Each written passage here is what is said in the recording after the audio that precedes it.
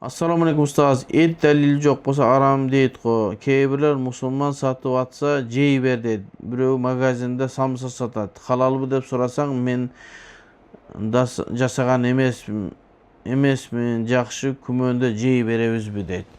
Жоқ тақсырым. Етті дағы ет сатып алып атканда, эми бизде Кыргызстанда көбүнчө мусулмандар соет, эми эт алып атканда кичине бети башын карап, сакалдуу, намазга, жолукчан, адал да иншалла деп сурап коесуз. Анан күмөндүү эле бир жерде сатып атса барып эле жакшы күмөн кылып сатып ала бербейсиз.